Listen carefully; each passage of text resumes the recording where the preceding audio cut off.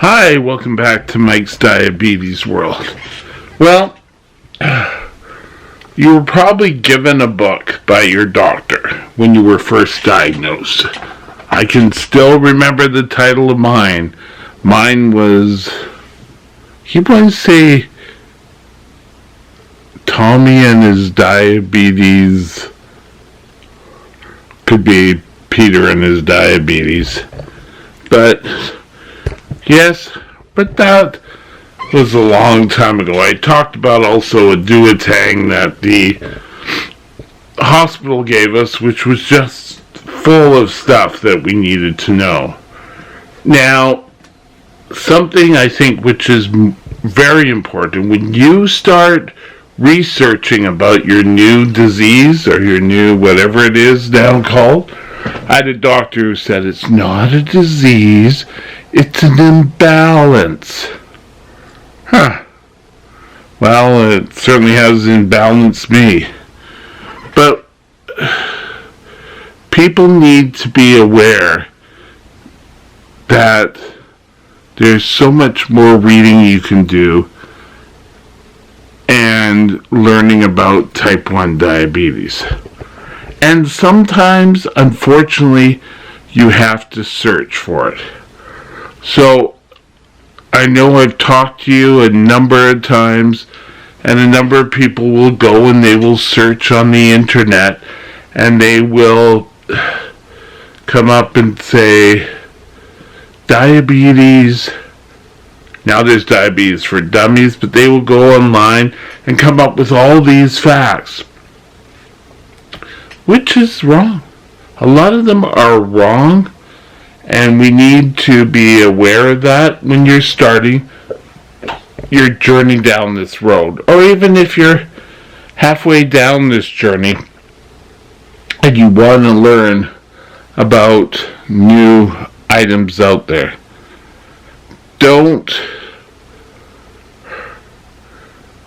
sort of believe everything you hear on TV or the internet or books, because a lot of the books are written for type 2.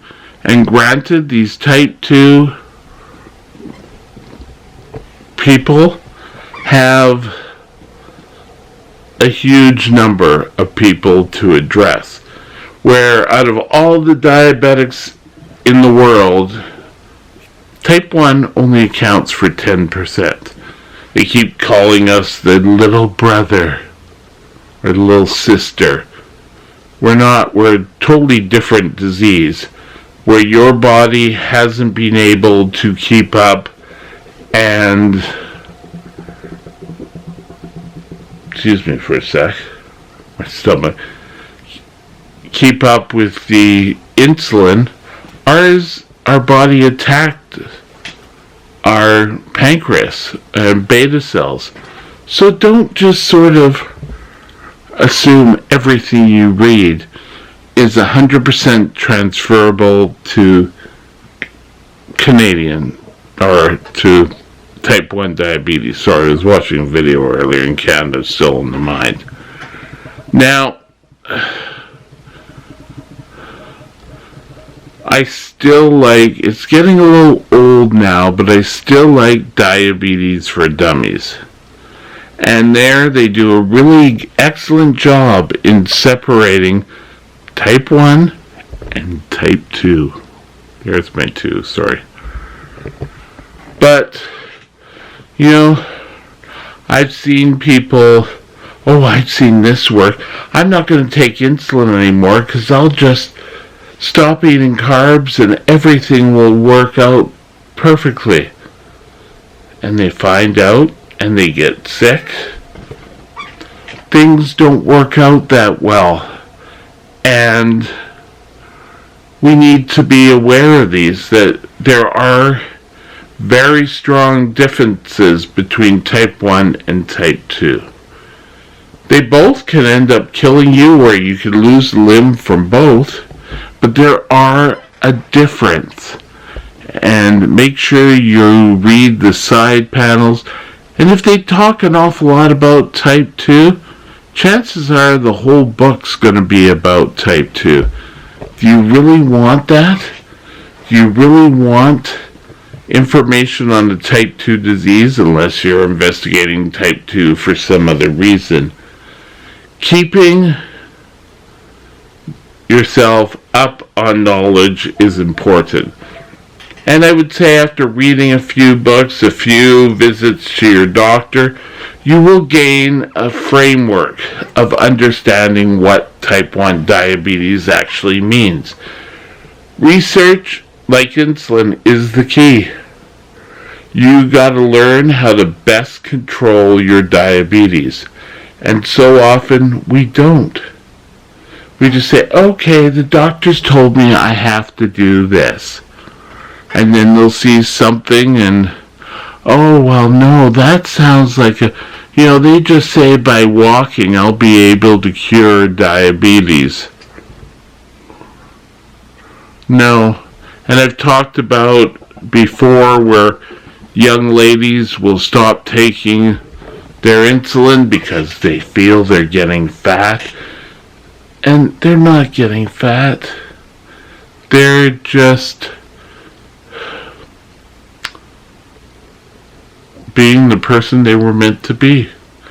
And, it's all pressure that we're put on. That type 1 diabetes isn't serious. Yes, it's quite serious. You will learn, and you will learn how to control things. Type 1 diabetes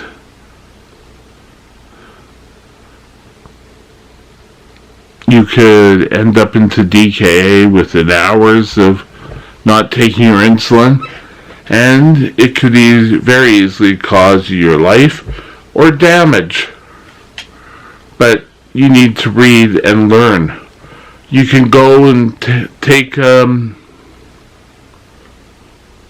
is it called now? Diabetes Canada, if you're in Canada, or the American Diabetes Association. Go and find out from them what books are the best to read. They will also have literature about type 1 and type 2. Sorry, type 1, type 2. And what you are kind of looking for and to learn about the disease.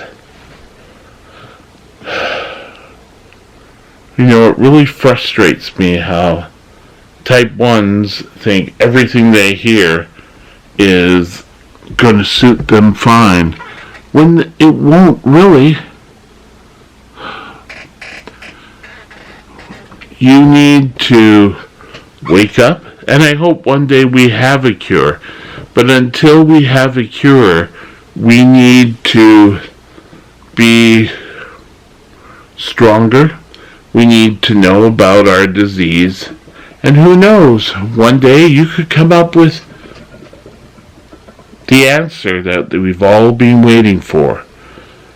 But what I'm trying to say is, make sure you understand what point of view an author or a brochure writer is coming from. So often, and I see it, I watch a lot of YouTube, And I see it a lot on people who are trying to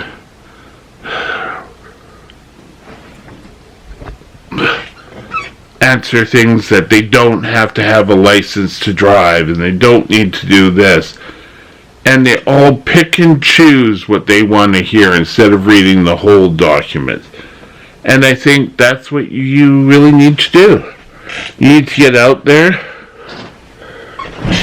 I'd suggest you do read a book on Type 2 a little down the road so that you will understand what the differences are, so that when you're reading a new book about Type 1 and all of a sudden it sounds, well, that sounds not what I've heard over the past, that you will know.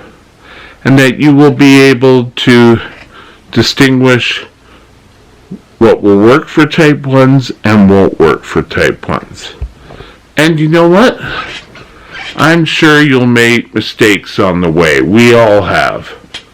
But I just thought I'd do my little talk today on research and understanding more of Type 1 and Type 2. Hope you have a great day. We'll talk to you later. Bye now.